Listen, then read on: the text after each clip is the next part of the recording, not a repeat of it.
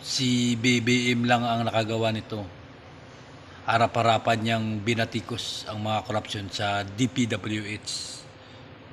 Pakinggan nyo.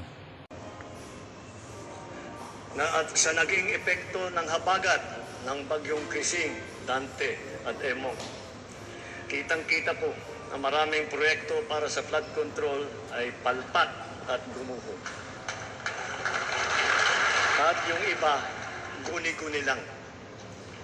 Huwag na po tayo magkunwari.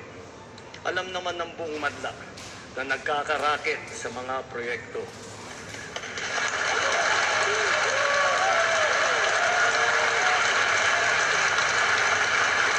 Mga kickback, mga initiative, errata, SOP, for the boys. Kaya sa mga nakikipagsabwatan upang kunin ang pondo ng bayan at nakawin ang kinabukasan ng ating mga mamamayan, mahiya naman kayo sa inyong kapwa Pilipino.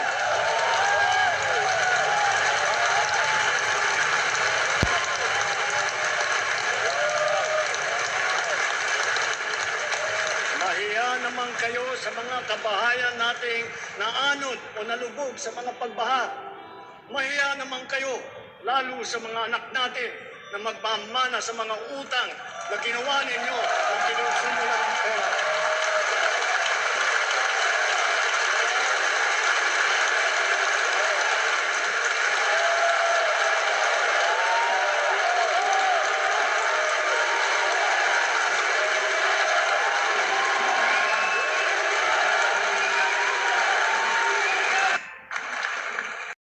Ito, pakinggan yung kaibigan natin na si Biyahe ni Koy.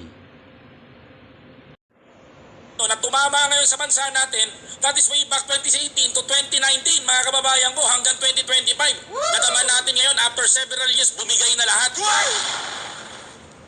Tapos ang gagawin ng mga DDS, they are saying that si BBM ganito, ganyan. 3 taon pa lang namumuno si Pangulong Bongbong Marcos sa Pilipinas para sabihin ko sa inyo. Kaya ang tanong ko sa mga bumabati ko sa presidente, sino ngayon na may tamang ginawa sa Pilipinas?